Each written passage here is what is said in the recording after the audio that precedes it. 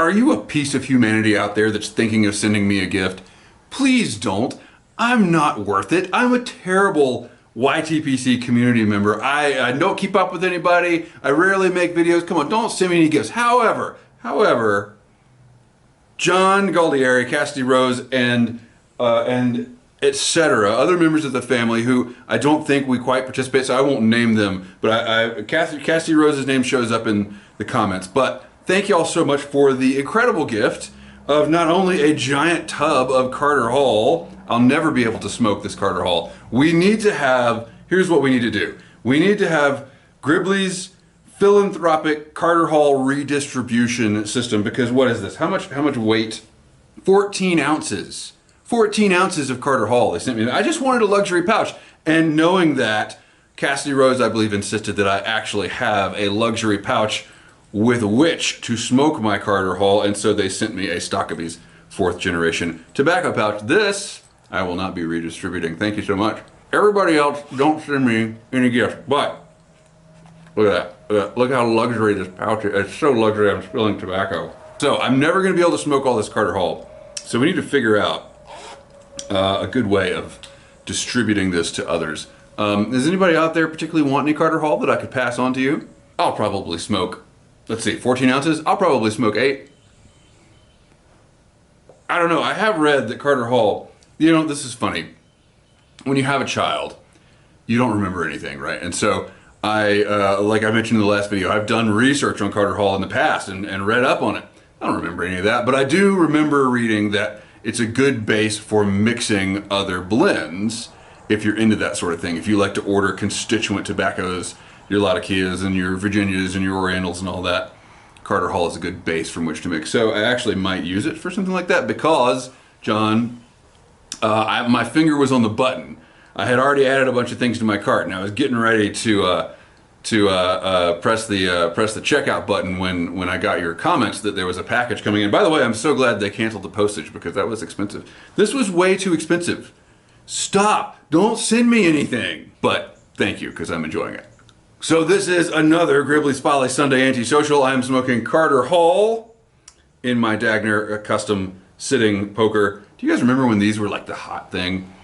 I got on Aristocop. I didn't get on Aristocop's website because it's not there anymore. I recently have been thinking that I needed some new cobs because mine are getting a little, they're getting a little chipped. You know, you kind of get to that point with a cob where you're like, still a great smoking device, but it's just not as aesthetically pleasing as I would like. And apparently the website went down back in the winter and they haven't brought it back up yet. The point is that there's really interesting cobs like the Diamondback that I'm seeing on Missouri Meerschaum's website, but I haven't seen it at an independent retailer. I don't know what the, I know what the MSRP is, but would it be a little cheaper from a retailer? I don't know. Anyway, let's roll the intro.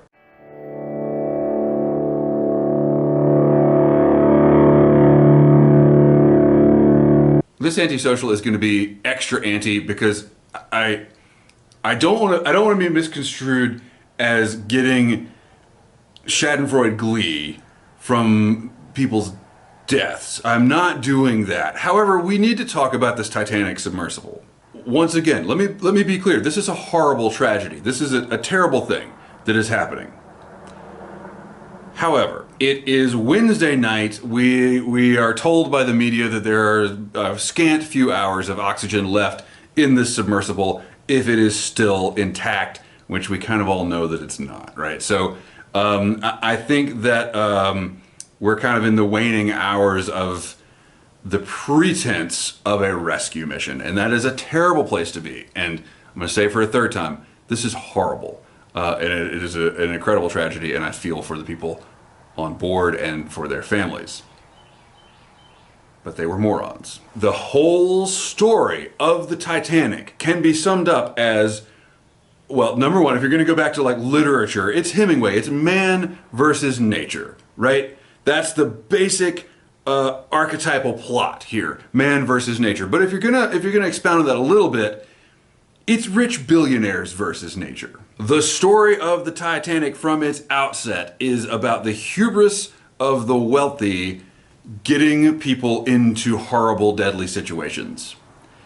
And so 100 and however many years later, the hubris of the wealthy has gotten people into a horrible situation concerning the Titanic on a vessel they named the Titan. Look, I know that like superstition and magical thinking, I know these are things that we poo-poo these days, that this is not something we really want to engage in, and you don't want to make your decisions based on things like the name of one ship sounding like the other ship, but you could not pay me enough. These people paid $250,000. You couldn't pay me $250,000 to get on this vessel in a swimming pool. And so now, of course, we find out that the CEO of the company that's doing this exploration is on record saying, like, making comments about the obscenely safe regulations of the submersible industry that he wanted to skirt so that he could be an innovator.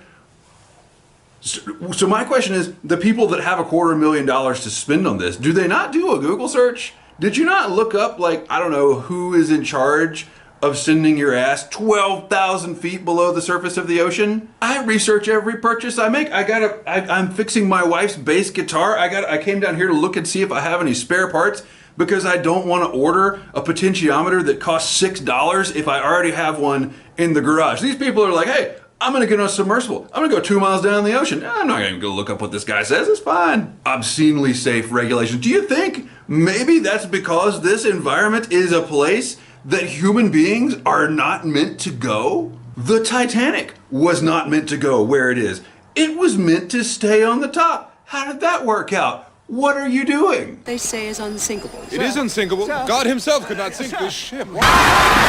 So you know that you can always leave a question down in the comments with the hashtag AskGribs, and I will answer any question, big, small, personal, obscure, whatever. Haven't gotten any Ask Gribs questions the last few videos, so I don't know. Maybe it's just not popular anymore. Maybe that format, maybe it's falling out of favor. You tell me. But I have an Ask Gribs audience question for you. If you were so rich you could afford to do something like that, what would you do? Would you get on in a basically like a hot tub insert turned upside down and ride it down to the bottom of the ocean? Is that what you would do? Because if I were that rich, I wouldn't do any of that. I wouldn't go to space. Why do I want to go to space? What is up there? Now I could see using some of that money to go to an observatory somewhere, and like on some top of some Himalayan mountain, not Everest, because I don't like having to walk past dead bodies. So by the way, they found a bunch of dead bodies in West Asheville. I mean, more than usual. They found some that are like historically dead bodies under a car wash. Okay, anyway, the point is, I would go to an observatory and I would look through the big telescopes. Why do I want to go to space? What's the point of that? What is the point?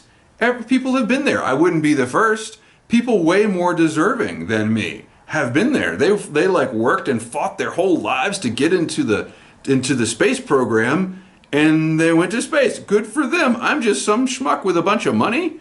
Why should I? But apparently, if you have that much money, you don't have those thoughts. You just feel like you can do things that much more deserving people pave the way for you to do. Anyway, so I would spend the money. If I wanted to see space, I would go look at it through a fancy telescope that wasn't available to the public or something. Not something where I had to put people's lives at risk, but I would just conserve land. I think I would just be like, hey, I'm gonna buy this entire mountain range and everybody out. We will hold a lottery for people I vet to come fish or camp or whatever. So not public recreation land, but like, you could come for free. I just want to make sure you're cool. I want to judge you. That's what I want. Yeah, I would just do that all over the world. I would have my own nature preserves all over the world. I would pay people smarter than me to teach me how to fish in those places. And then I would make a big YouTube channel where I go out and I do that. That's what I would do if I had that kind of money. And then I would let other people who I approved of have access to those places. I'm sorry, that's a better goal. Go see the Titanic. They made a movie. Just watch the movie. So I hope we're here in the 11th hour. I hope that I go check the news when this video is done and we have rescued these folks and they have come back and learned a valuable lesson. That is what I hope. But I fear that I fear they're already lost, and I am sad and wish people made better decisions. So to switch back to something a little happier, let's do a little mini review of Carter Hall. This is the first time I have smoked. I've smoked plenty of Carter Hall in the past. This is the first time I have ever smoked it from the luxury jug instead of the luxury pouch. And for those who don't know, the luxury pouch was very much a misnomer. It was a pouch like this. This is a luxury pouch. The Carter Hall pouch says luxury pouch. I guess it's not available anymore. Said luxury pouch, but it was just a plastic pouch. And I actually, a little known fact about your boy Gribbs is that I prefer to load my pipe from a pouch, but most of my tobacco comes in tins.